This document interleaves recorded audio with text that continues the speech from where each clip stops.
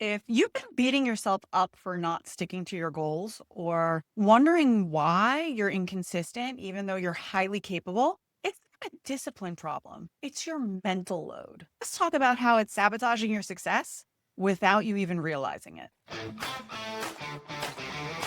I'm Corrie, keynote speaker, leadership strategist, and soon to be author of The Five Overwhelm Culprits. Today, we're breaking down what I consider one of the quietest and most destructive causes of overwhelm and underperformance: the mental load, the invisible weight of everything you have time to think about, remember, anticipate, and manage. This episode will change the way you see your productivity forever. Most people think the mental load is the number of tasks that they have revolving in their head.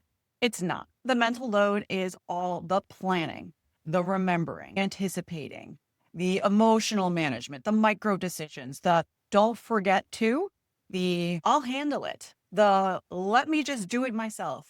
And it's everything happening in your mind before anything ever happens in your life. And here's the truth: your mental load drains more energy than the tasks themselves. This is why you feel exhausted even on days when you didn't do that much. Your brain has been working nonstop behind the scenes. Most high achievers don't only manage tasks, they're managing everyone else's emotions, everyone else's follow through, everyone else's expectations, everyone else's drop balls, and everything everyone else needs. If someone forgets something, you remember. If a deadline is missed, you catch it.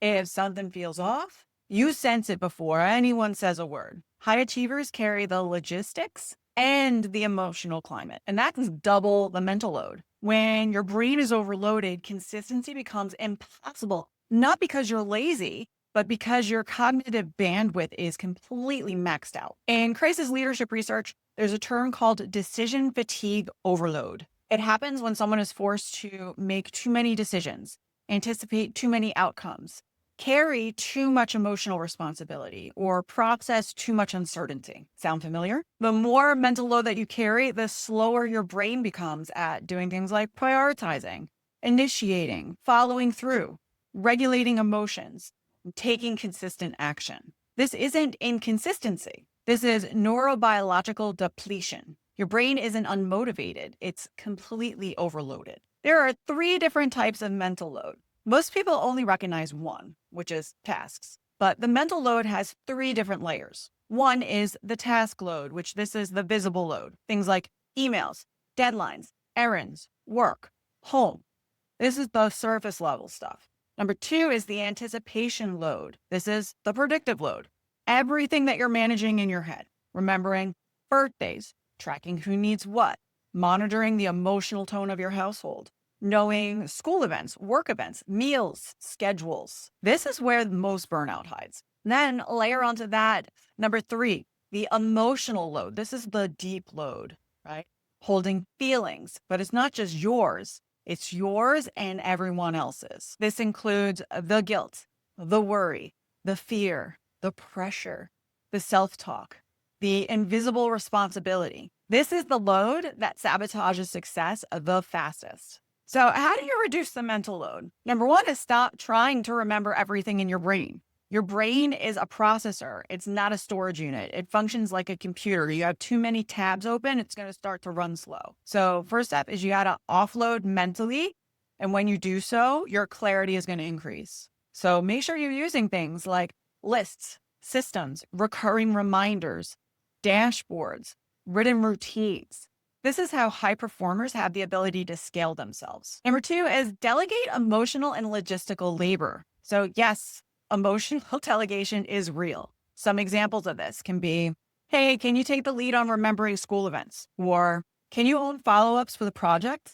Or can you run points on this? Can you be the one to check in with your sibling or parent this week? Leadership is not doing everything yourself. The best leaders delegate. Number three is switch from try harder to remove the friction. Most inconsistency is caused by unclear priorities, unclear systems, unclear commitments, and unclear bandwidth. When you remove the friction, consistency becomes natural. Number four is create a default week. This is a consistency tool I already teach in coaching. It reduces decision fatigue, task switching, emotional load, and mental chaos.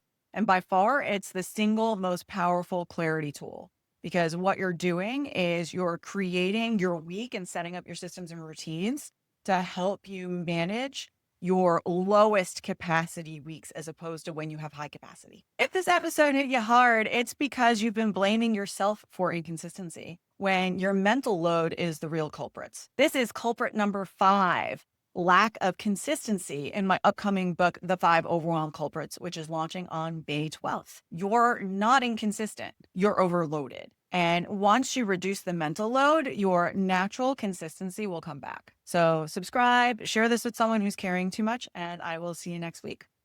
See you next time. Thanks for checking out The Next Step with Corrie Lowe. If this episode resonated with you, share it with a friend, subscribe, and leave a review. Together, we'll transform overwhelm into action, and we'll keep taking the next step towards confident leadership. See you next time.